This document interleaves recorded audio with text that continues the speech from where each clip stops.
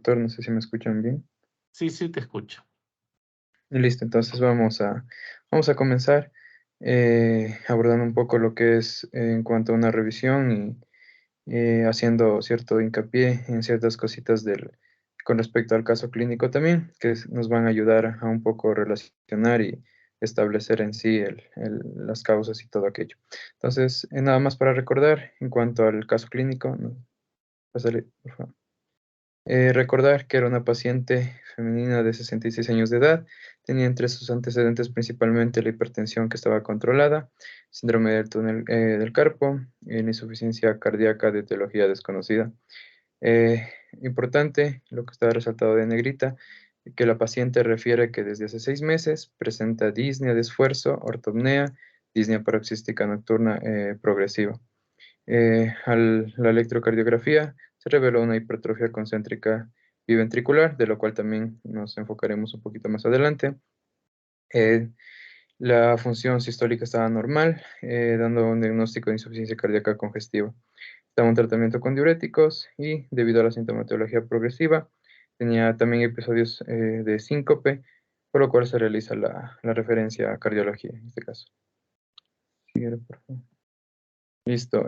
Bueno, esto recordar también en cuanto a la posición que mencionaba en el caso, que en posición de cúbito dorsal la frecuencia era de 90 latidos por minuto y la presión de 118/84, cosa que en cuanto a la frecuencia no cambiaba mucho al estar de pie, pero la presión arterial disminuía a 92/60 milímetros de mercurio, la presión venosa yugular de 16 y se escucha, mencionaba en el caso, el ruido cardíaco adicional justo antes de según eso también se va a enfocar un poco más ya, entrando un poquito en materia más adelante.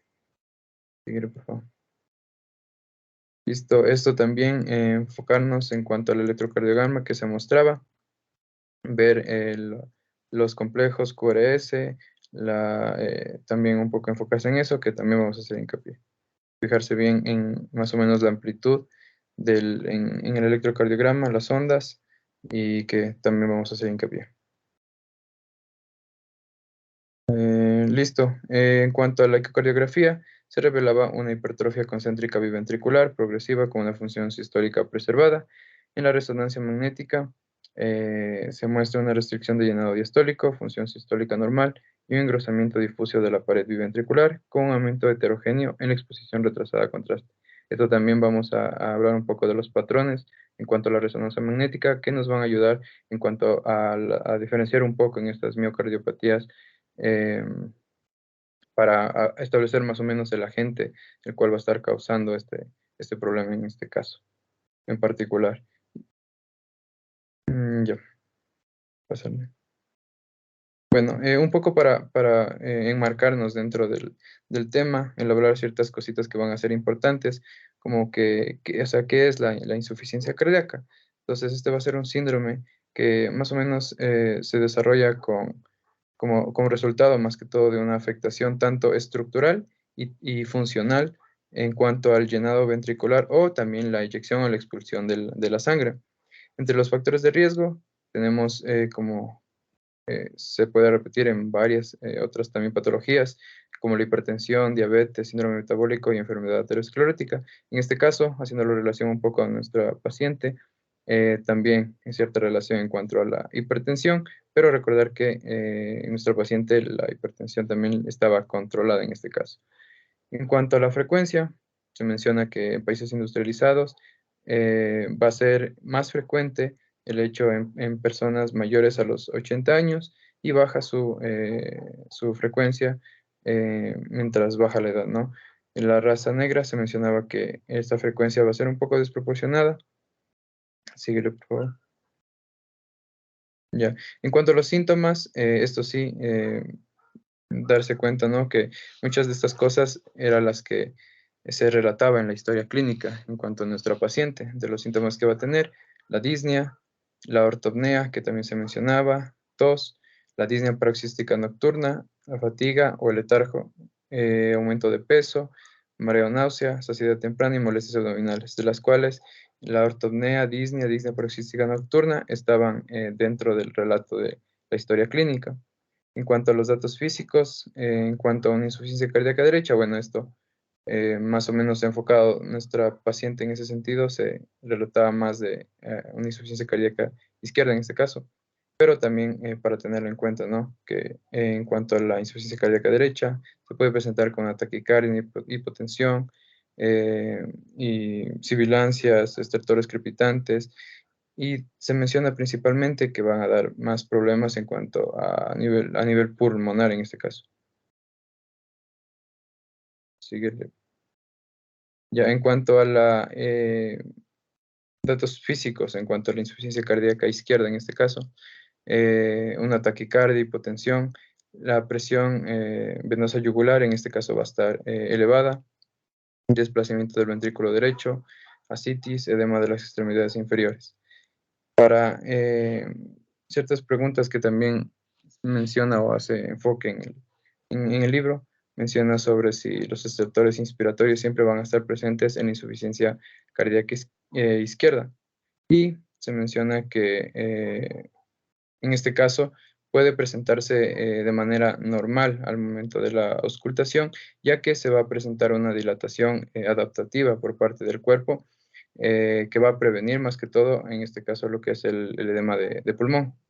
Entonces, se puede presentar como al momento de la auscultación como ruidos respiratorios normales.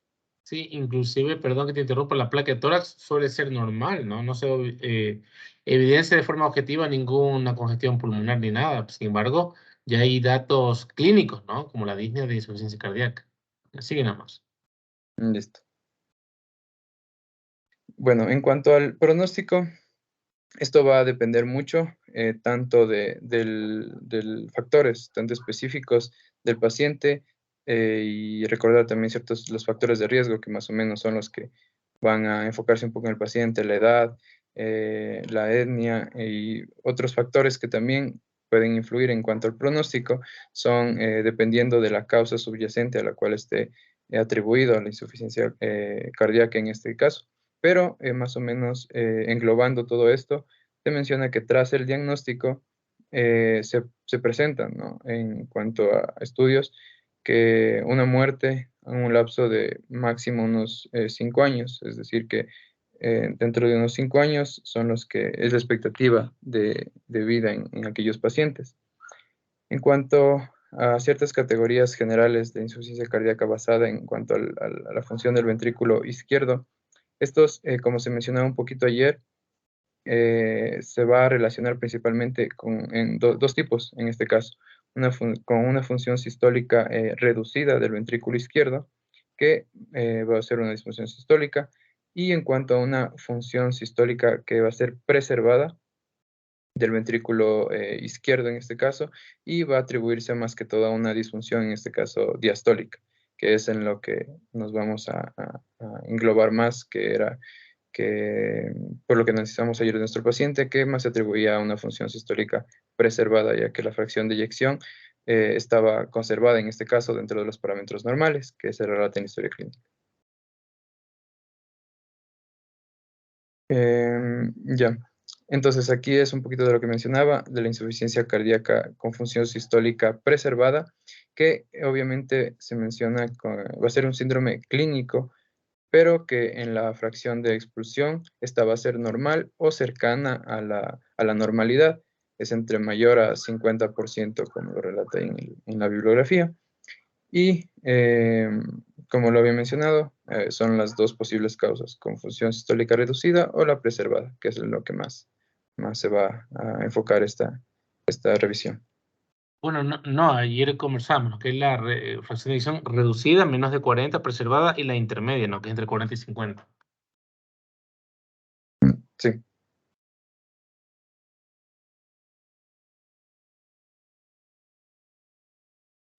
Ya. Bueno, en esta primera parte, la que es la insuficiencia cardíaca con función sistólica del ventrículo izquierdo reducida en este caso, vamos a ir mencionando nada más puntos para poder diferenciarla, y en lo que sí nos vamos a enfocar es en la preservada más. Entonces, ¿qué hipertrofias miocárdicas se relaciona? Entonces, en este caso, no sé si le puedes dar un más. eso, para ver las imágenes. Entonces, en este caso, se va a relacionar más que todo con una hipertrofia excéntrica. Entonces, las cámaras en cuanto al corazón, estas se van a dilatar y las paredes del miocardio se van a adelgazar, como se puede ver en la figura número C. A eso se refiere con una hipertrofia excéntrica en este caso, que es todo lo contrario a lo que se relata en la historia clínica, que menciona una hipertrofia, en este caso céntrica o concéntrica en este caso. Entonces, en cuanto a las manifestaciones de la placa de tórax, estas suele ser, se puede observar una silueta, un aumento en cuanto a la silueta cardíaca y esto se ayuda en cuanto al índice cardiotorácico, que va a ser mayor a 0,5 y como vemos en la imagen, más o menos para recordar cómo se sacaba este índice cardiotorácico, se sumaba tanto la distancia en A, como podemos ver en la flechita, la distancia B y dividido para la totalidad en cuanto a los bordes costales más o menos de los pulmones, se va a dividir para C en este caso y se va a sacar ese índice. Entonces, eso más o menos es la manifestación de la placa de tórax. Ya, perdóname que te interrumpa otra vez, pero no es índice cardiotorácico, es Torácico, cardiotorácico. Es perdón. C en lugar de X, ¿ok? Es torácico. Parece un error medio no tan importante, pero créanlo que así de médico seguimos escribiendo eso y pues se ve bien mal. Ya, entonces 0,5 hablamos de cardiomegalia, más de 0,55 grado 1, 0,6 grado 2, 0,65 grado 3 y 0,7 grado 4, ¿no? Mucha confusión, te interrumpo aquí porque hay con lo que es el índice cardíaco. El índice cardiotorácico es lo que bien explicó el compañero, me parece perfecta la explicación, el dibujo está muy bien, pero el índice cardíaco es otra cosa. ¿Alguien sabe lo que es el índice cardíaco?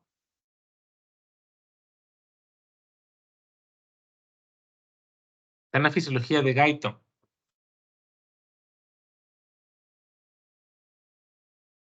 ¿Nadie se acuerda qué es el índice cardíaco? O nadie sabe.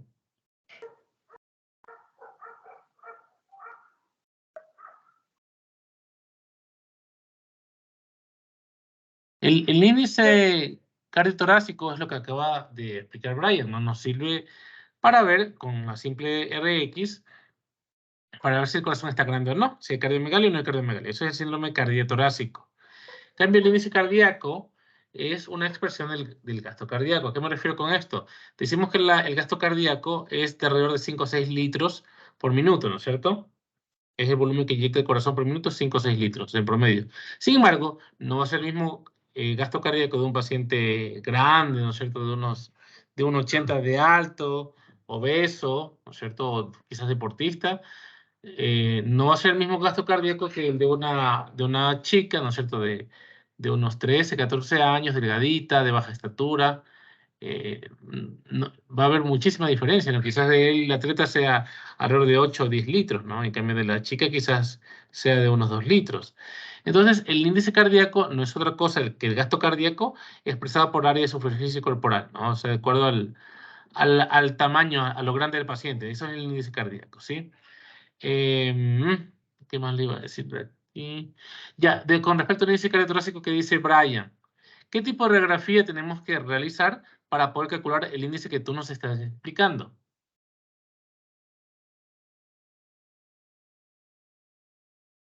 O sea, una radiografía de tórax o no sé si. Correcto, radiografía de tórax, pero ¿qué tipo de radiografía de tórax? ¿La estándar? ¿Una anteroposterior? ¿Una posterior anterior?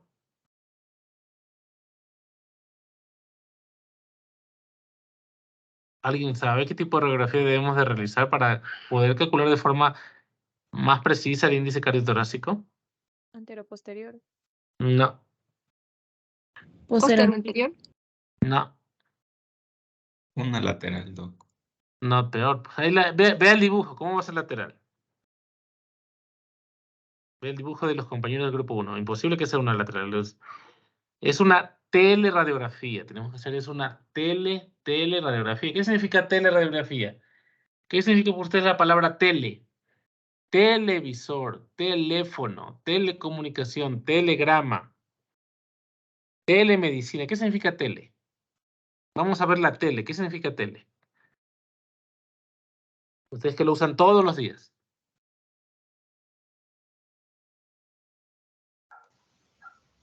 ¿Ondas, Doc? No. A distancia. Muy bien, a distancia. Tele significa a distancia, ¿no es cierto? Teléfono nos permite comunicarnos o escuchar algo a distancia. Televisor nos permite ver algo a distancia, ¿no es cierto? El telegrama igual, un mensaje a distancia, ¿no es cierto? Entonces, teleradiografía significa que la radiografía es tomada de lejos. Más o menos mínimo 5 metros de distancia, ¿no? 5 metros o más de distancia del paciente se emiten los rayos X. ¿Por qué? Aquí veo por las fotos de sus perfiles que algunos utilizan lentes. Cuando los que tienen miopía, ¿sí? Cuando están sin los lentes y alguien les saluda de lejos y dicen, ¿quién será esa persona que me saluda? ¿Qué hacemos? Cerramos un poquito los ojos, ¿no es cierto? Hacemos la hendidura palpebral un poquito más pequeña. ¿Para qué? Para que los rayos lumínicos, ¿no es cierto?, entren más paralelos y nos ayuden a enfocar la imagen, ¿sí? Entonces, asimismo, la teleradiografía y los rayos, al ir más paralelos, nos permiten definir de mejor manera el tamaño de las estructuras. ¿Por qué? Porque en la radiografía estándar, que es posterior anterior, al ver la resonancia cardíaca lo vemos más grande de tamaño real, porque los rayos son un poquito más divergentes y se proyecta en la placa de forma más grande. Entonces, por eso no es adecuado al estándar, ¿ok? Ya. Y lo otro con respecto al gráfico de la izquierda, es un gráfico muy bonito, ¿no? Representa lo que es el crecimiento ventricular. El A es lo normal, ¿sí? El B es una hipertrofia concéntrica y el C la excéntrica, como lo explicó el compañero. Pero quiero que se fijen bien en el dibujo. ¿Cuál corazón creen que esté sufriendo más? ¿El que tiene la hipertrofia tipo B, tipo concéntrica, o el que tiene la hipertrofia tipo C, tipo excéntrica? ¿Cuál está con mayor sintomatología? ¿Cuál de los dos pacientes?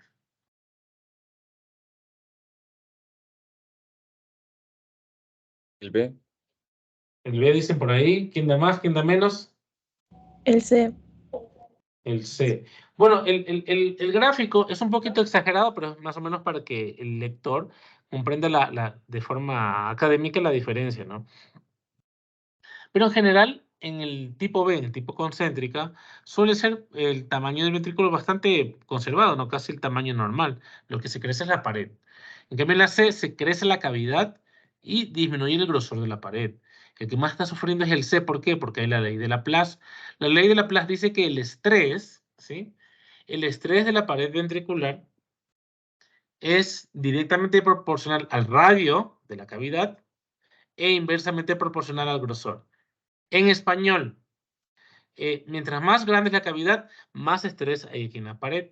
Y mientras más gruesa, el estrés disminuye, más delgada el estrés aumenta. Imagínense un globo, ¿no es cierto? A ustedes les ha pasado que inflan un globo y dicen, puedo inflarlo un poquito más. Lo inflan más, puedo inflarlo un poquito más para que quede más grande. Y pum, se revienta, ¿no es cierto? El globo. Entonces, ¿por qué? Porque se aplica la ley de Laplace. Aumenta el radio de la cavidad, que es el globo, y disminuye el grosor, porque a medida que lo estiran, a medida que lo inflan, el grosor del plástico del globo se va reduciendo, ¿no es cierto? Entonces, hasta que se rompe. Entonces, es más fácil que se rompa el C. Sí, igual que el globo, acuérdense del globo. El C se rompe y romperse significa que le dé una insuficiencia cardíaca aguda, por ejemplo, ¿no? Un infarto, etcétera. Entonces, siempre peor va a ser la miocardiopatía excéntrica o dilatada. La miocardiopatía concéntrica o hipertrófica no suele ser el mayor problema, ¿no? Como es el caso de nuestro paciente. Ya, ahora sí no te interrumpo más, sigue, por favor. Listo. Ya. Bueno, en cuanto a si la insuficiencia cardíaca con esta con función sistólica reducida suele relacionarse con otro tipo de, bueno, con miocardiopatía dilatada o restrictiva, en este caso va a tener relación en cuanto a una hipertrofia de miocardio, el cual va a estar, bueno, principalmente miocardiopatía dilatada. Entonces, como lo vimos en el gráfico, va a haber una hipertrofia excéntrica, la cual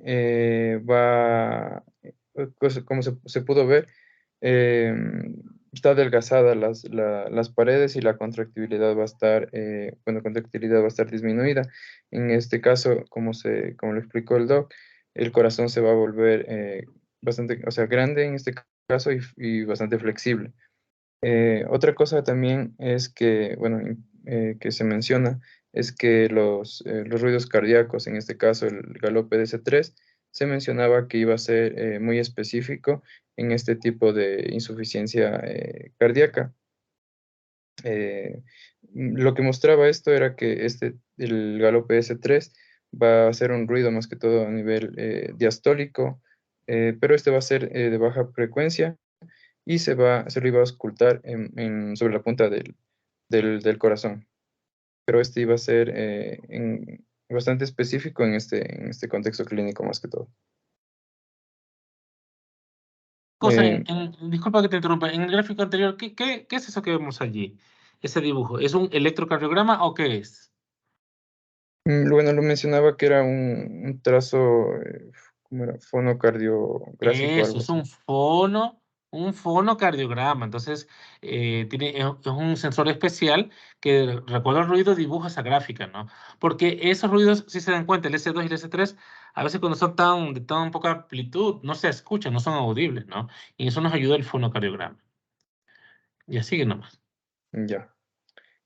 Existen ciertos medicamentos que pueden mejorar los síntomas del paciente al tener este tipo de insuficiencia, sin importar la etiología que esté causando la enfermedad subyacente a esta. Entonces, mencionaba principalmente algunos fármacos, como los diuréticos, beta bloqueadores, los YECA, que iban a mejorar en cuanto a la sintomatología o a calmar la sintomatología en estos pacientes. Otros medicamentos también que, a diferencia de que mejoren los síntomas, iban a mejorar en cuanto a la supervivencia. De igual manera, eran estos diuréticos, betabloqueadores, que iban a ayudar tanto en cuanto a la sintomatología y aumentar la supervivencia en estos pacientes, pero no olvidando que esto va a depender también de aquellos factores tanto específicos del paciente y de la enfermedad subyacente a la cual esté relacionada, tal como se había mencionado en cuanto al pronóstico que iba a tener con la insuficiencia cardíaca.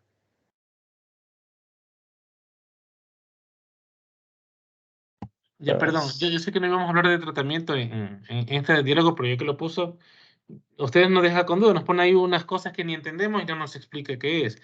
¿Qué es eso de nefrilicina? ¿Qué nos pone ahí? Nos deja ahí, nos deja con la incógnita y no nos dice nada. ¿Qué es eso? La neprilicina, Ujú. bueno, aquí lo mencionaba como que era tanto un inhibidor del receptor de la angiotensina y la neprilicina, mencionaba que Bueno, el medicamento es combinado, ¿no? Se da ¿cómo se llama? Un ARA2, ¿no es cierto? Como el valsartán, y más un inhibidor de la nefrilicina. Pero la pregunta es, ¿qué es la nefrilicina? Ya lo puse ahí. Ustedes ya son casi médicos. Todo lo que ponen tienen que saber qué es lo que están poniendo. ¿Qué es la nefrilicina?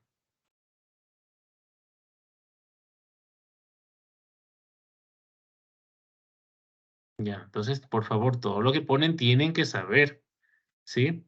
Hidralazina es con Z. Nitrato de dioxina, bueno, la dioxina están contraindicados. Antagonista de la aldosterona está muy bien. Tiene inflamación de edición reducida, está muy bien. Está muy bien lo que pones, pero no lo entiendes. Aquí todo lo que ponemos debemos saberlo, por favor. Entonces, de consulta, ¿qué es la nefrilicina? ¿Qué son los inhibidores de la nefrilicina y por qué no se combinan con IECAS? ¿Por qué se combinan solo con ARA2 y no con IECAS? ¿Sí? Ya, sigue nomás. listo. Ya. Bueno, en cuanto a aquella insuficiencia cardíaca que va a estar relacionada con una función sistólica reducida, tenemos dentro de su clasificación algunas que vemos aquí en este cuadrito que está encerrado, que ya sean tanto cardiovasculares, de causas tóxicas, infecciosas u otras causas también. Pásale. Listo. En primer lugar, en aquellas causas a nivel, bueno, de cardiovascular que provoquen una insuficiencia cardíaca con función sistólica reducida, vamos a tener que pueden ser tanto una miocardiopatía isquémica, taquiarritmias, una regurgitación aórtica o mitral, anemias o alguna derivación. Entonces vamos a ir hablando puntualmente de cada una de estas. En cuanto a la miocardiopatía isquémica, esta, bueno, va a estar definida como que una disfunción sistólica del ventrículo izquierdo en este caso, en los cuales va a tener ciertos parámetros. El primer parámetro es que el paciente tenga antecedentes de una revascularización miocárdica o tenga infartos de miocardio previos.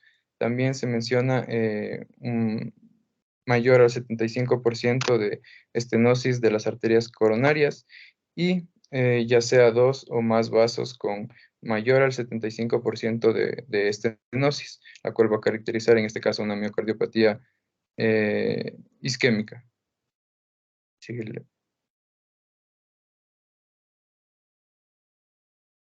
Ya, pásale, por favor. Ya. Bueno, un poco para recalcar esta parte, se mencionaba que bueno, literalmente cuando nosotros vimos el caso clínico, hacía como referencias a que el paciente presentaba como una insuficiencia cardíaca de origen cardiovascular. Entonces, como ya mostró anteriormente mi compañero, pues una de ellas era la miocardiopatía isquémica. Entonces, al hacerle los exámenes que se vio en el caso clínico, pues vamos a ver que tiene su electrocardiograma como tal. Pero es importante también poder reconocer signos de isquemia para poder nosotros relacionar una miocardiopatía isquémica. Entonces, en primera instancia, podemos ver que puede existir como tal una onda Q, perdón, y como se ve en la imagen, pues usualmente signos característicos de isquemia van a ser literalmente un descenso del segmento ST e incluso podría ser una onda T negativa como signos de isquemia. Pásale, por favor. Ya, eso sería como tal la parte de la isquemia. Pásale otra, por favor. Ya. En la parte de la miocardiopatía por taquiarritmias, igualmente como mencionamos en la clase anterior, pues cualquier tipo de, bueno, más lo que serían las fibrilaciones auriculares y otros tipos de taquiarritmias pueden ser los precedentes para que se formen como tal el desarrollo de eh, insuficiencia ventricular. Entonces, lo que sí mencionaba era que, por ejemplo, si nosotros tenemos un paciente que ha tenido taquiarritmias, como les digo, puede ser que vaya desarrollando insuficiencia del ventrículo, pero si nosotros identificamos a tiempo, podemos darle tratamiento al paciente y podríamos ayudar a que ese desarrollo como tal de insuficiencia cardíaca, pues como tal ya no progresara. Y mencioné el libro que podría ser alrededor de 4 semanas. ¿Qué más? Tomar en cuenta que no solamente sería la fibrilación auricular, sino también, por ejemplo, taquicardias auriculares, taquicardias supraventriculares, aleteos auriculares, entre otros tipos de taquiarritmias. Luego tenemos que también, bueno, yo para poderme igual recordar un poco de las cardiopatías, perdón, de la insuficiencia cardíaca producido por cardiopatías, le tomé en cuenta todo el corazón. Entonces vamos a ver que cualquier alteración en el corazón, ya sea de su músculo, de las válvulas, como tal de las cámaras, va a ser posible que se desarrolle como tal insuficiencia cardíaca. Entonces, una de ellas es la parte valvular. En este caso se menciona que una regurgitación tanto aórtica o mitral podría ser el resultado de lo que sería una miocardiopatía. Entonces, el primero es la regurgitación aórtica. Entonces, se mencionaba que podemos hacerle un examen físico al paciente, perdón, sí, utilizando obviamente lo que sería el estetoscopio y al hacerle, auscultarle, obviamente a estos pacientes, al menos cuando tienen regurgitación aórtica, se menciona que va a haber un punto específico en el cual vamos a poder escuchar como tal esta regurgitación aórtica, que va a ser en el tercer espacio intercostal, en el punto de X, como se puede ver en la imagen. Esto no se toma, bueno, no menciona tanto en el caso, pero bueno, sí te dice que tiene un sonido más, pero no te dice que es un soplo, entonces, y también te dice que es en la punta del corazón, entonces también es como que una forma de poder nosotros descartar el hecho de que sea por una regurgitación aórtica. También mencionaba que si tenemos, o sea, si tenemos sospechas de esto, de esta regurgitación aórtica, podemos hacer diferentes maniobras para que este soplo como tal pueda ser más pronunciado. Entonces, por ejemplo, el paciente, digamos que lo escuchamos, pero también podemos hacer que el paciente se ponga en cuclillas y este tono como tal podría aumentar. Pásale, por favor. Bueno, ahí está un video de cómo se escucharía el soplo de regurgitación aórtica. Ponle play.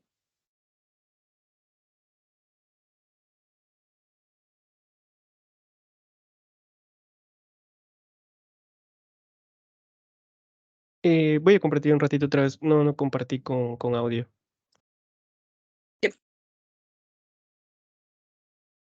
Sí, ok, porque no se escuchaba nada.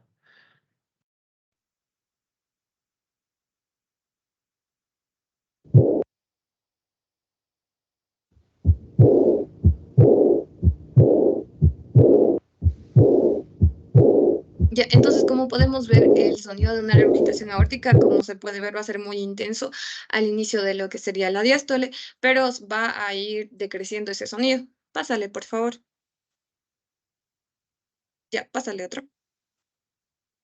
Ya. Sí, Como perdóname les...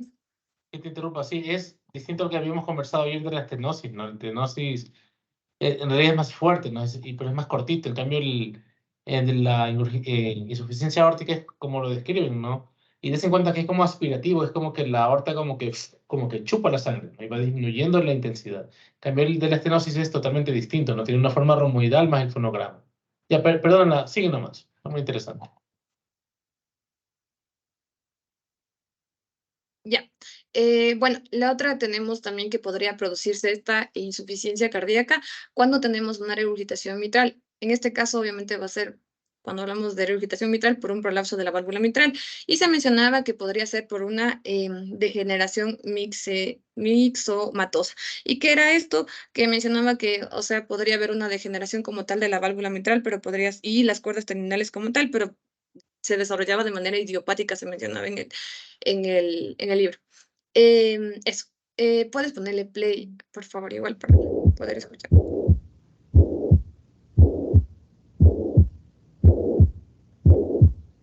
Y el soplo como tal, como podemos ver, va a ser holo...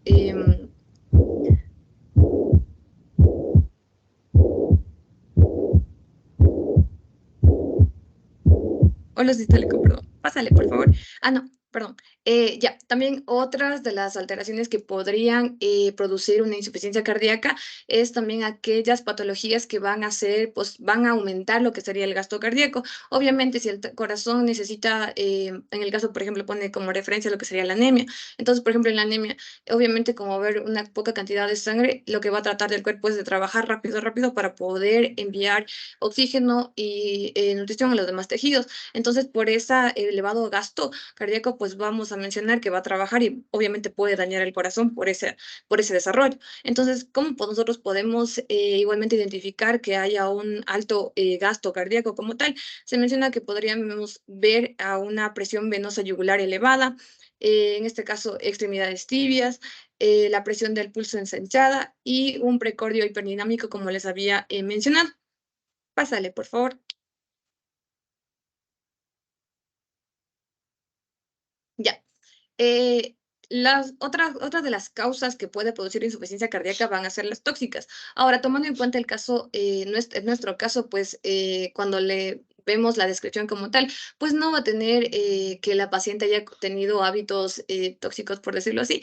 Entonces, pero sí es importante poderlo conocer que como tal este consumo puede producir una insuficiencia cardíaca. Entonces, entre ellas están lo que sería el alcohol, la cocaína, las anfetaminas, las antraciclinas y la tirotoxicosis. Entonces, lo que mencionaba el libro era que, bueno, el consumo de alcohol como tal va a producir una insuficiencia cardíaca, pero va a ser de acuerdo a la cantidad que se consuma. Entonces, digamos, si hay un consumo de un paciente que tenga de leve a moderado, se menciona que podría incluso ser cardioprotector, pero ya que un paciente, por ejemplo, consume de manera, por decirlo así, crónica y en abundantes cantidades, pues obviamente va a ser perjudicial. Entonces, el punto era aquí que si es que el paciente consume más de 90 gramos de alcohol, que hacía referencia a alrededor de unos 7 a 8 vasos por día por 5 años, esto podría producir una toxicidad elevada para poder producir insuficiencia cardíaca. Lo que sí hay que tomar en cuenta también es la edad, porque se supone que los que más consumen este tipo de, bueno, el alcohol como tal va a ser personas que tengan entre 30 y 55 años, ya, y eso que hayan consumido alcohol en abundante cantidad por mayor a 10 años. Y igualmente, como se mencionó en la clase anterior, pues usualmente esta insuficiencia cardíaca va a producir el trastorno en sí o la alteración en los dos ventrículos, que literalmente sí se relacionaba con el caso, pero como les dije, pues no tenía hábitos tóxicos la paciente, entonces no podíamos haber pensado en eso. Pásale, por favor. Ya. Luego tenemos lo que sería la cocaína. Bueno, cuando nosotros tenemos presente a un paciente que haya consumido cocaína, lo que sí hay que tomar en cuenta es, por ejemplo, bueno, si necesita, por ejemplo, algún tipo de tratamientos, deberíamos no darles beta bloqueadores. ¿Por qué? Porque el hecho de utilizar estos fármacos literalmente produce lo que sería vasoespasmos y obviamente empeoraría en el caso de poder producir aumentaría mejor bien el riesgo de producir insuficiencia cardíaca. Aparte de eso, como tal, el consumo de cocaína va a producir de manera directa, por decirlo así, igualmente por sus componentes, lo que sería el vasoespasmo, la arteriopatía coronaria como tal, vasculitis y miocardiopatía dilatada. Y bueno, en este caso, la que va a sufrir, por ejemplo, más daño va a ser lo que sería el ventrículo izquierdo.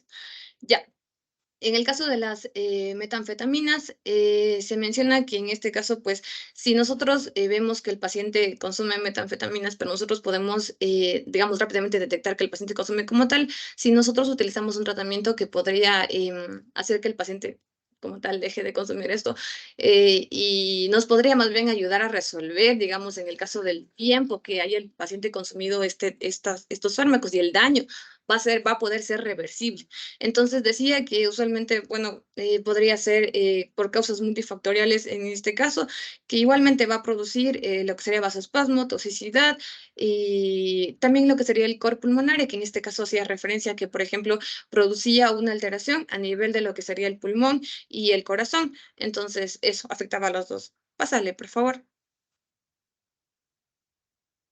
Pásale, por favor. Ya.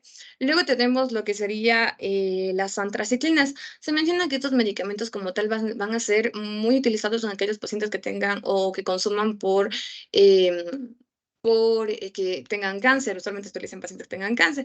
Entonces, se menciona que hay que tener en cuenta en estos pacientes que se les dé ese tratamiento porque puede producir, como digo, cardiotoxicidad. Entonces, hay que vigilarles, hay que seguirles para que como tal el consumo de estos fármacos pues no produzcan esta insuficiencia cardíaca. Entonces, tomar en cuenta que si es que el paciente consume 5 años, también el riesgo es aumentado. Y eso, en el caso de la tirotoxicosis, bueno, como sabemos, ahí lo que se van a producir son el aumento de las hormonas T3 y T4. En este caso, pues el aumento, como sabemos, el producto de estas hormonas al producirse en exceso va a hacer que el metabolismo como tal del cuerpo aumente. Entonces, obviamente va a hacer que el corazón también trabaje mucho más rápido y produzca igualmente un daño a nivel del corazón como tal. Entonces, bueno, en este caso decía que se podía producir obviamente lo que serían fibrilaciones o taquicardias, entonces la que sí prevalecía en mayor instancia, la producción que se daría era la fibrilación auricular y entonces obviamente va a producir igualmente patología en la zona del corazón. ¿Qué más? Ya, y igualmente si es que nosotros podemos detectarlo a tiempo, podríamos ayudar a que no se produzca como tal este aumento de las hormonas y podríamos tratarle para que no dañe más al corazón, obviamente. Eso. Y bueno, siguiendo con la parte del caso, pues no consumía ninguno de estos fármacos. Ya, la parte infecciosa, tenemos que vamos a tener en cuenta lo que sería miocarditis, Chagas, VIH y sepsis. Igualmente, en el caso no nos menciona que haya tenido antecedentes de algunos de estos, de infecciones virales o que haya ido a unas zonas endémicas de Chagas o que tenga VIH. Entonces, esto solamente es para poder saber que lo descartamos como tal. Entonces, pásale, por favor. Ya, en el caso de la miocarditis se menciona que los pacientes que hayan tenido infecciones, usualmente suelen tener infecciones virales, pero también pueden ser bacterianas, obviamente, y parasitarias. Entonces, se menciona que los pacientes que tengan miocarditis como tal diagnosticado, el un tercio va a desarrollar lo que sería una insuficiencia cardíaca. Lo que sí mencionaba era, bueno, la clínica como tal, que sería dolor torácico, que en nuestro caso, pues la paciente no nos refería como tal. Y aquí lo que podríamos encontrar si es que el paciente tiene miocardiopatía es elevación de las troponinas, del segmento ST, y también, si es que es posible, poderle realizar una biopsia para poder diagnosticar como tal esto. El Chagas, bueno, un dato curioso es el hecho que nosotros somos un país endémico, entonces vamos a ver que hay pacientes, muchos pacientes que van a poder desarrollar esta patología de insuficiencia cardíaca tras una infección del Chagas. Entonces, eso, y también aquí hay igualmente menciona que 1 de cada 3 pacientes que tengan infección de Chagas van a poder desarrollar una miocardiopatía crónica. Ya, y el dato principal que nos daba el libro era que usualmente esta era la principal causa de miocardiopatía no isquémica en Latinoamérica. Pásale, por favor.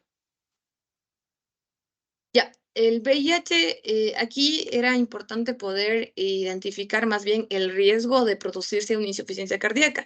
El hecho es que, como sabemos, los pacientes con VIH van a tener el sistema inmunitario disminuido. Entonces, aquí lo que mencionaba era poder reconocer a aquellos que tenían mayor riesgo, o sea, qué riesgo tenían de poder producir una insuficiencia cardíaca, pero si era de origen, digamos, la parte sistólica o diastólica. Entonces se mencionaba que, por ejemplo, si es que, o sea, un paciente que tenga VIH y que no haya recibido un tratamiento antirretroviral podría desarrollar más lo que sería una disfunción sistólica grave, pero un paciente que, digamos, consuma ya lo que serían los antirretrovirales, a largo plazo igualmente podría desarrollar una insuficiencia cardíaca y en este caso va a ser con disfunción diastólica. Eso. Y en la sepsis, pues aquí nos mencionaba que usualmente el tratamiento, bueno, pacientes que tengan sepsis también obviamente por el daño que va a producir de manera sistémica podría igualmente dañar el corazón. En este caso sería esencial poder nosotros tratar de manera rápida con líquidos intravenosos, los antibióticos de amplio espectro y medicamentos vasopresores, que es lo que mencionaba la guía.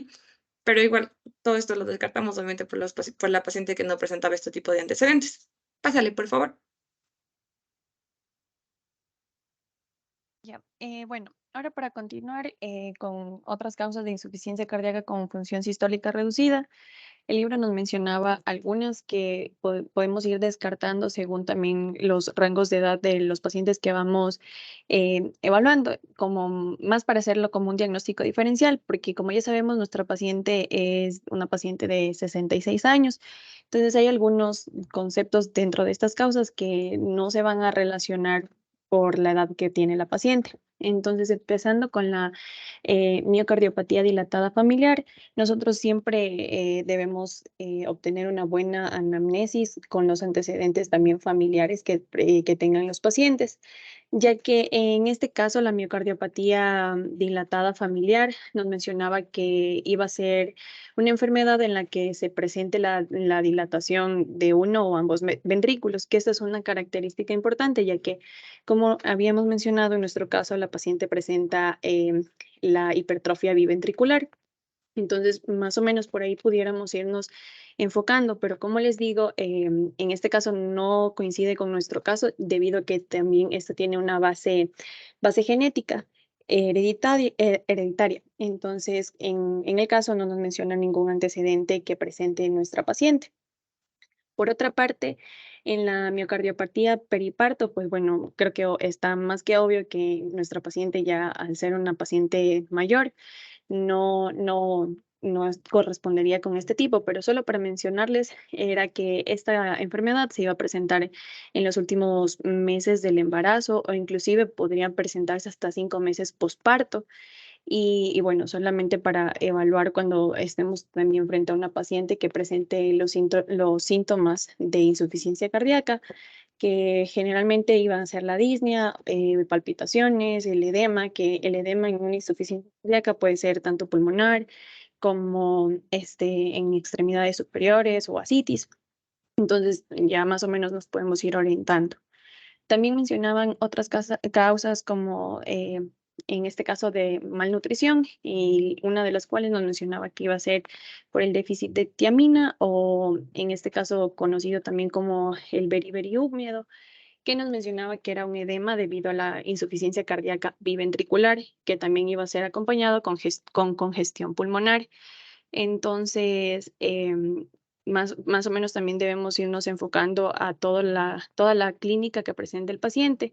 Y algo importante que, bueno, lo que había consultado era que también nos pudiera orientar cuando estemos frente a un caso parecido, era que en el electrocardiograma podríamos encontrar, por ejemplo, un aumento del intervalo QT o las inversiones de las ondas T. Entonces, ya con todos los datos y una historia clínica bien redactada, podemos ir ya orientando las diferentes causas de la insuficiencia cardíaca. Por otra parte, que también ya se mencionó ayer, estaba la miocardiopatía de Takotsubo o el síndrome de corazón roto. En este caso, también es una miocardiopatía no isquémica, en la que hay un debilitamiento del miocardio que puede ser desencadenado por un estrés emocional, que, bueno, mencionaban que puede ser por la muerte de un ser querido o tal vez alguna ruptura amorosa, pero que generalmente esto iba a ocurrir que generalmente no se conocía la fisiopatología, pero que puede ser por la liberación de las catecolaminas que iba a ser inducida por el estrés en el que se encuentra el paciente. Entonces, más por ahí se iba a orientar a esta disfunción vascular que presenta el corazón. También tenemos la cirrosis en el caso de pacientes que presenten ictericia, angiomas vasculares o ascitis. Entonces, es otro de los puntos importantes que debemos consultar, ya que también en este caso, estas últimas patologías que les he mencionado, nos decía el libro que se iban a relacionar con un aumento del gasto cardíaco y por ende, o sea, era como que en ese aspecto iba a estar orientado a la insuficiencia cardíaca. También en cuanto a la acromegalia, nos mencionaba que en esto íbamos como que a orientarnos más cuando tengamos a una paciente, sobre todo femenina, de más o menos unos 51 años, pero ya, como podrán observar, de edad también ya avanzada, que tenga también antecedentes del síndrome del túnel del carpo, que presente insuficiencia cardíaca y también que ella nos refiera que tiene síntomas de sus manos que se sienten grandes y húmedas cuando la saludan. Que este es un punto importante que más adelante ya lo vamos a ver cuál es la relación del síndrome del túnel del carpo. Como ven, nuestra paciente también es de una edad avanzada y más o menos también podemos irnos direccionando por ahí, pero es para ir descartando con nuestro caso. Pásale, por favor. Un clic antes.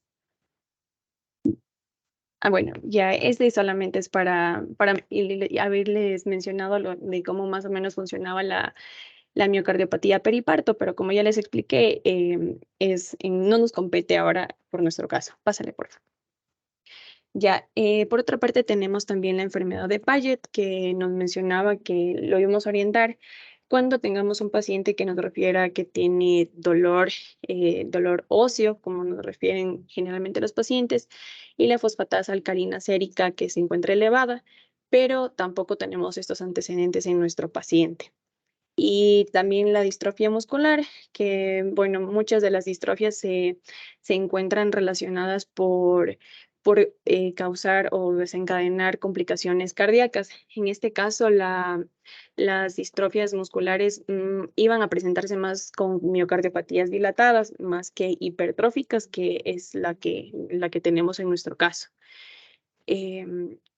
Y bueno, por otra parte, en cuanto a la miocarditis de células gigantes, nos íbamos a orientar más cuando tengamos un paciente masculino que tenga mediana edad y desarrolle insuficiencia cardíaca con la función sistólica reducida, pero que su etiología no se conozca y cuando nosotros ya le hagamos un estudio, una biopsia endomiocárdica, nos revele la presencia de células gigantes multinucleadas. En este caso, esta enfermedad iba a ser muy rara y también mencionaba que iba a ser muy, muy grave y que probablemente se origine sea de etiología autoinmune. Y bueno, en este caso no se conocía tampoco muy bien cómo era que desarrollaba su fisiopatología, pero que nos iba, mm, que nos iba a ocasionar todo esto debido al, a que también el paciente presente o sea, un antecedente de infecciones y sobre todo, por ejemplo, que pueda ser por herpes virus o tuberculosis, que este iba a ser como el desencadenante o el disparador del daño miocárdico. Pero como les dije, era solamente una hipótesis que no estaba comprobada del todo. Y para terminar en esta parte, mencionaba también la miocardiopatía dilatada idiopática, que era una de las, bueno, es como casi la primera que les había mencionado de la dilatada familiar, cuando no se puede identificar la causa subyacente, a pesar de que ya le hayamos hecho todos los análisis y sea un estudio completo. Entonces era como que se pudiera clasificar en este grupo a nuestra paciente. Eh, Pásale, por favor. Bueno, y en este mismo punto, el libro nos mencionaba también algunos aspectos, como por ejemplo, ¿qué criterios podemos utilizar para diagnosticar una miocardiopatía dilatada familiar? En este caso, como ya les había mencionado, que tenga el paciente un familiar con esta enfermedad y que también un familiar con menor de 35 años que haya tenido muerte súbita no explicada, aparte de que el paciente también nosotros ya lo hayamos diagnosticado con la miocardiopatía dilatada. Entonces, más o menos ahí ya tenemos 3 puntos para poder orientarnos hacia esta enfermedad. Igualmente, como les mencioné, en la miocardiopatía periparto, ¿cuándo se suele presentar? Nos mencionaba que un 80% eran los 3 meses antes del parto, el 10% durante el último mes del parto y el 10% entre los 4 a 5 meses pospartos, más o menos para tener una idea. En cuanto a los déficits nutricionales, que también se iban a relacionar con insuficiencia cardíaca, aparte de la deficiencia de tiamina, se encontraba también la deficiencia de selenio, el zinc, el cobre, que, como les dije, pueden ocasionar este tipo de insuficiencia cardíaca. Pásale, por favor. También nos mencionaba, pásale, nos mencionaba que qué dato ecocardiográfico iba a ser característico de la miocardiopatía de Takotsubo para tener nosotros una idea de por qué diferenciarla del caso al que nos estemos presentando. En este caso nos mencionaba que iba a ser un crecimiento apical que tenía forma de balón, se iba a relacionar con esta patología del síndrome del corazón roto. En cuanto a la enfermedad de Paget, la cirrosis y la acromegalia que les había mencionado ya, se relacionaban con la insuficiencia cardíaca porque esos son resultados de un estado fisiológico en el que el gasto cardíaco está aumentado y es acompañante de estas patologías. En cuanto a los tipos de distrofia muscular que acompañaban a la insuficiencia cardíaca. Nos mencionaba que estaba la distrofia muscular de Duchenne, que es una de las más comunes. También la distrofia muscular de Becker, la distrofia muscular de Emery-Dreifuss y la distrofia muscular de la cintura pélvica y también la miotónica. Entonces, cuando tengamos casos de estos pacientes, que no son tan raros encontrarlos, al menos aquí en nuestro país, tenemos que siempre hacer un estudio completo y sobre todo por el pronóstico que estos pacientes tienen y siempre tenemos que ir evaluándolos. Pásale, por favor. También nos mencionaba que cuál era, por ejemplo, el tratamiento y el pronóstico de los pacientes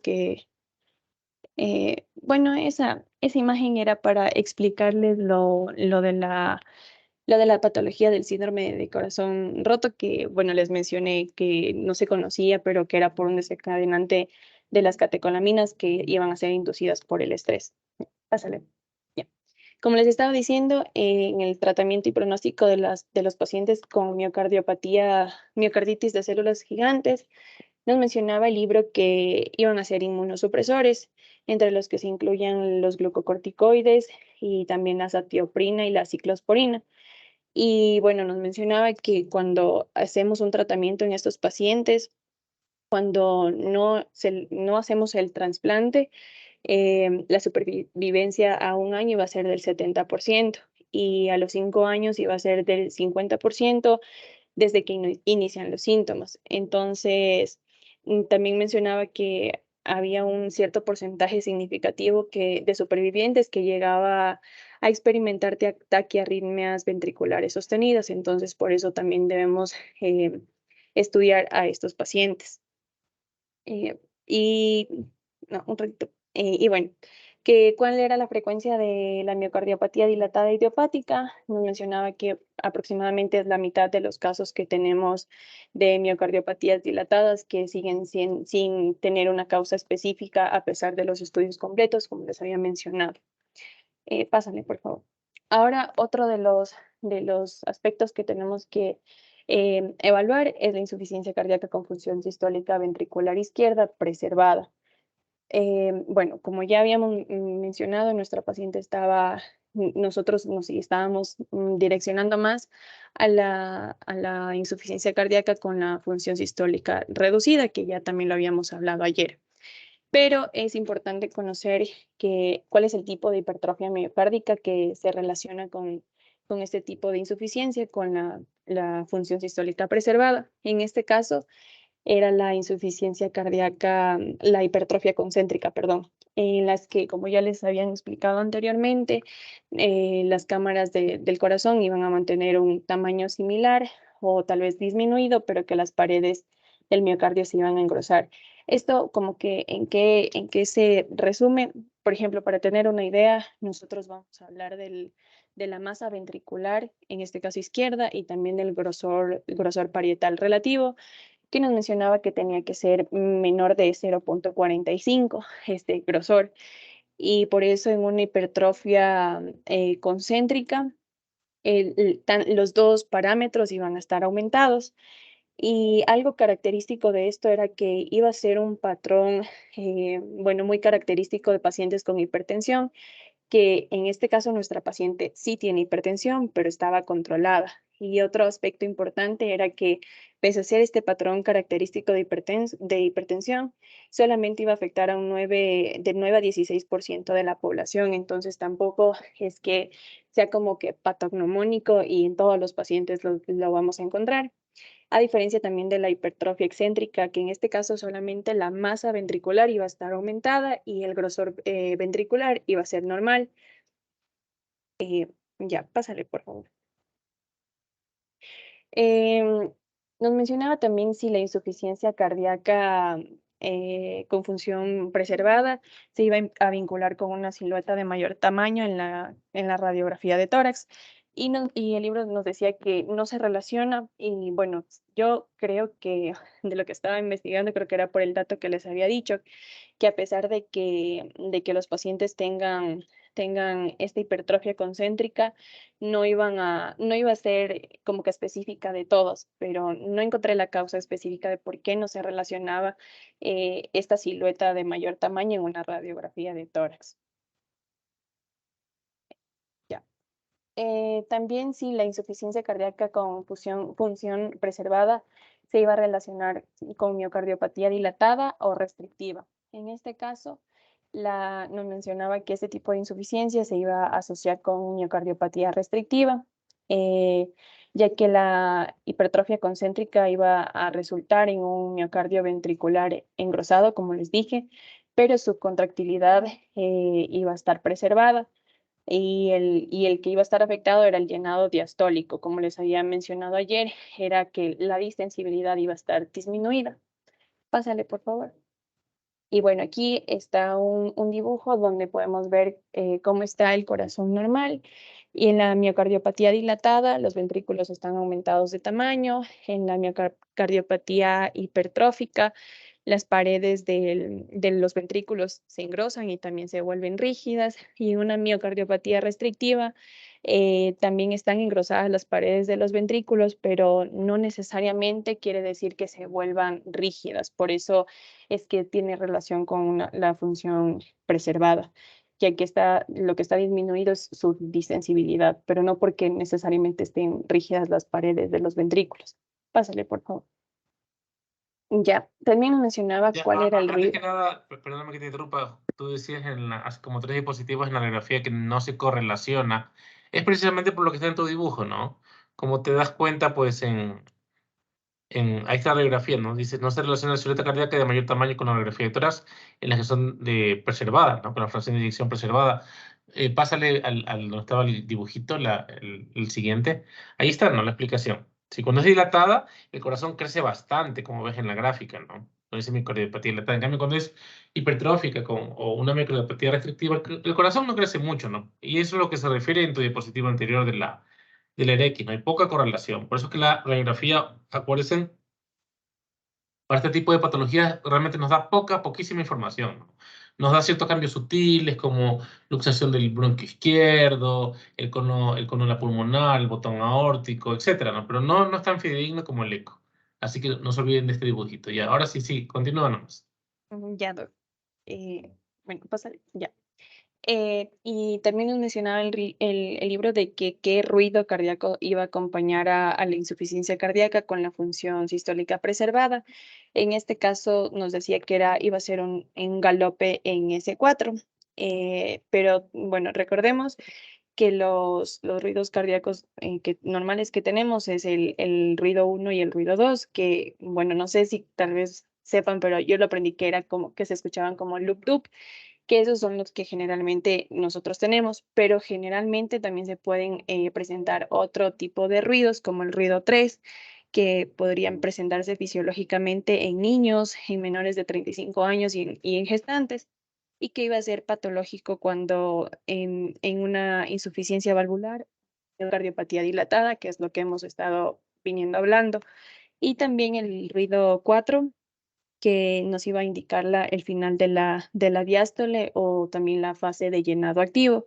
Y este lógico, sobre todo en pacientes con hipertensión, en la estenosis valvular y en la miocardiopatía hipertrófica. Entonces, más o menos ya podemos irnos orientando en nuestro caso, porque lo que nos mencionaba era que se había encontrado un ruido en S1, pero tal vez, no sé si podemos hacer, digamos, una repetición de la fonocardiografía para ver si encontramos este ruido, ya que es un ruido que nos mencionaba que tiene una baja frecuencia y que generalmente solía apreciarse mejor sobre la punta del corazón con una campana de estetoscopio. Entonces no es que también sea fácil de ser audible.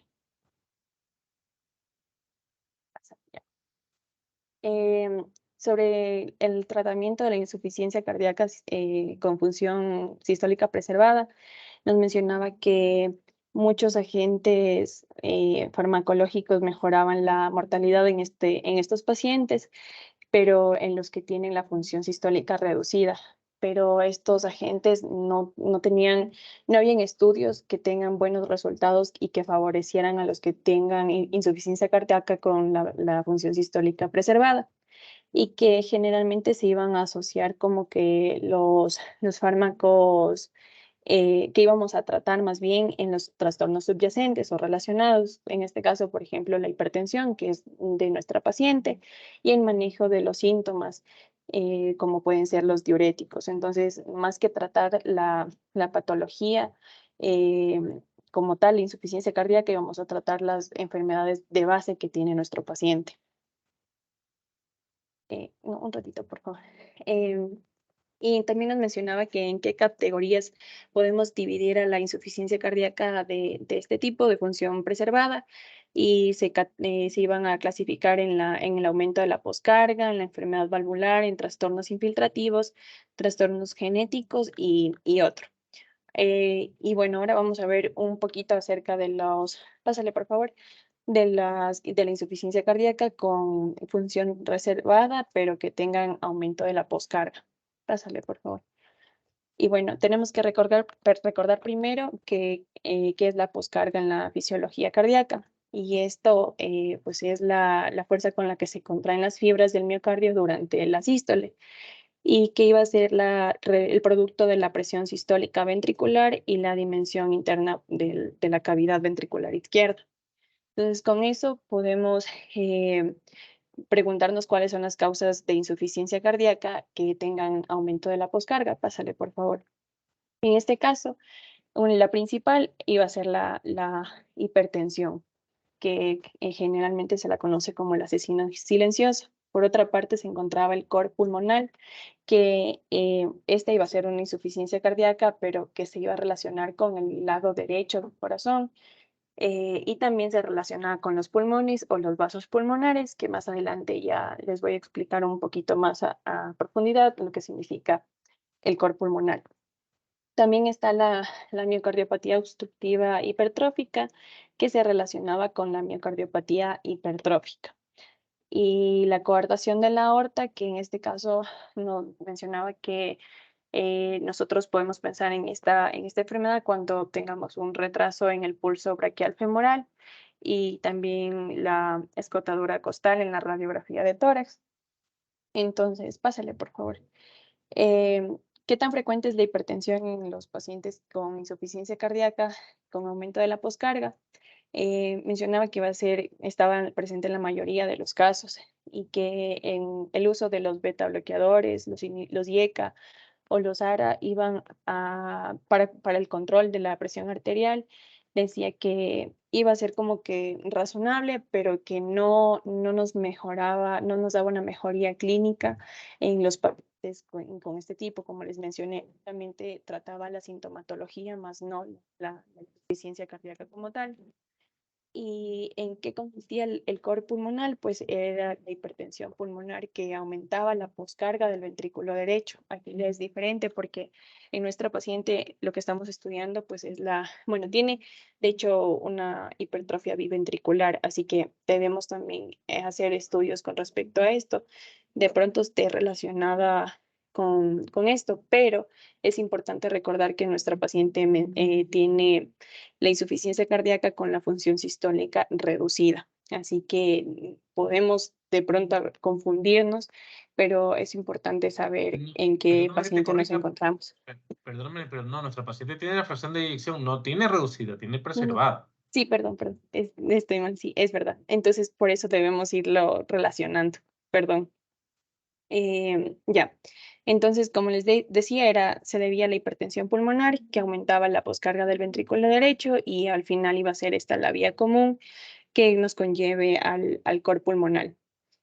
Con respecto a cómo cambiaba la calidad del soplo relacionado con la miocardiopatía obstructiva, con la maniobra de Valsalva, nos mencionaba primero que la obstrucción a la vía de salida en esta miocardiopatía iba a ser dinámica y que iba a variar según varios factores, en las que se incluía la precarga cardíaca. Entonces, cuando esta iba a estar aumentada, nos mencionaba que el grado de obstrucción iba a estar disminuido, pero si la precarga iba a estar disminuida, el grado de obstrucción está aumentado, o sea, es inverso. Entonces, durante la maniobra de Valsalva, lo que nos mencionaba era que iba a conducir a un aumento del grado de obstrucción. Entonces, como les dije, en este caso la precarga iba a estar disminuida, que es en lo que se traduce, por lo que se iba a relacionar con la intensidad del soplo. Y para terminar, ¿cuáles iban a ser como que las estrategias del manejo en pacientes con coartación de aorta que nos mencionaba el libro? Iba a ser que era para controlar la hipertensión arterial con los fármacos que ya conocemos, pero que, como les he mencionado ya muchas veces, no iba a ser significativo. Sí, eso por esa parte. Ya, aquí, una pausa, por favor. Verán, el análisis me parece que está bastante amplio, ¿no? Pero sin embargo, ha sido poco enfocado en el paciente. Han explicado casi todo lo que dice el texto. Y claro, está bien, ¿no? Estamos aprendiendo cómo hacer estos análisis, pero yo les había indicado que tienen que ser más relacionados con el paciente. ¿A qué me refiero? Que comenzamos a las 9, ¿no es cierto? Y hasta las 10:05 estábamos hablando de causas de insuficiencia cardíaca con fracción de eyección reducida. Bueno, todos los datos que habíamos conversado, habíamos hablado, sabemos que no era ese grupo. Entonces, lo que en una hora explicaron, tranquilamente en 10 minutos pudieron haber dicho cómo habían descartado todas las causas de enfermedad cardíaca con fracción de eyección reducida, ¿no? Entonces, hay falta ser un poquito más analíticos. Les digo esto porque ya estamos pasados de la hora y todavía recién vamos la cuarta parte de las causas de insuficiencia cardíaca con fracción de eyección preservada, que era el tema de este paciente, ¿sí? Entonces creo que ya justo lo que necesitamos analizar, ya veo que lo estamos haciendo un poco más al apuro y ya con menos atención. Así que estaba conversando con uno de sus representantes y les decía que claro, ya nos hemos pasado de la hora y tenemos que haber concluido y recién estamos comenzando a abrir nuestro grupo etiológico. Entonces, por favor, vamos a dejar esta parte para que el grupo 1 pues lo sintetice mejor y nos explique al inicio de la próxima clase, antes de comenzar el siguiente caso, cómo se llega al diagnóstico, ¿ok? Sí, porque no se trata, repito, de explicar todas las causas que dice el libro. Eso ustedes todos lo hemos leído, ¿no? Y es muy interesante, pero se trata de que como grupo ustedes justifiquen, descarten o comprueben cuáles etiologías pueden o no pueden ser en nuestro paciente, ¿no? Dando énfasis en eso. No se trata de escribir todas las causas, ¿sí? El libro lo hace y tienen ustedes que leerlo, claro que sí, pero ahorita ustedes están como grupo sintetizando y demostrándonos por qué piensan que puede ser tal enfermedad o por qué no puede ser tal otra, ¿no? Entonces, eso les ha faltado como grupo. Y claro, como les decía, ¿no? Siempre con el primer grupo somos más permisivos, quizás un poquito con el segundo, ¿no? Porque estamos recién haciendo el ejercicio. Entonces, por favor, grupo 1. Para la siguiente clase, al inicio, ustedes van a concluir, ¿sí? En cada grupo diciendo por qué nuestro paciente puede o no puede ser, ¿sí? Ya terminamos las causas de postcarga, faltarían las demás, ¿no es cierto? Las vasculares, infiltrativas, genéticas y las otras. Entonces, el enfoque como grupo tiene que ser por qué piensan que nuestro paciente puede o no puede tener tal o cual causa, ¿sí? De eso se trata el análisis que ustedes están haciendo, ¿ok? La parte visual, me parece que hay un excelente trabajo por parte del grupo, hasta sonidos nos trajeron, me parece muy bien, nos ayuda a entender muy bien y a manera de repaso pues nos sirve, claro que sí, pero repito, el fondo de esto es que analicemos el caso, no describir todo lo que dice el libro, ¿ok? Así quedamos entonces. ¿Alguna pregunta? Ya, Doc. Sí, ya casi estábamos por llegar para hacer el enfoque del caso, pero ya en la próxima clase concluimos. Recién íbamos a ir en lo del enfoque del caso. Entonces, sí, es la parte que debemos analizar con más detenimiento, ¿no? Ahorita ya creo que todo el mundo estamos cansados ahorita. Entonces, por favor, si al inicio de la clase, bien sintetizado, por favor, ¿sí? Para luego de eso, dar inicio al segundo caso.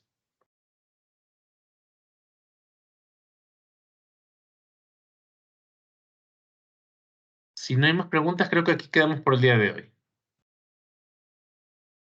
Gracias, Bueno, Doc. Gracias, Doc. gracias también, ¿no? Yo sí lo felicito al grupo 1 porque es un gran esfuerzo el que han hecho, ¿sí? Pero lo que yo veo, uno también fue alumno, ¿no? También a todos nos tocó ser alumnos, a todos nos tocó trabajar en grupo. Pero yo lo que he visto que han hecho ustedes es que se han dividido. Han dicho, tú haces esto, tú esto de acá, yo doy de aquí a acá y listo. Y ese no es el trabajo grupal. No hay trabajo grupal, ¿sí me entienden? Se han esforzado bastante, pero trabajo como grupo no hay. Y uno como docente se da cuenta de eso. ¿Sí? Llévense un poquito más, conversen, únanse también en el Teams, en el Zoom, en lo que sea, o vayan a tomarse un cafecito, pero analicen el caso. Y eso no he visto yo. ¿Ok? Les falta trabajar como grupo. Sí, pero de todas formas digo, yo sí felicito el gran esfuerzo que han hecho, pero nos falta ser más analíticos en lo que decimos, ¿ok? Listo, Doc. Listo, ¿no? Yo les agradezco a todos también por la hora. Descansen, ¿no? Buen fin de semana. Nos vemos el miércoles, ¿correcto? Sí, Doc, el miércoles Ya. sería la próxima clase. Listo.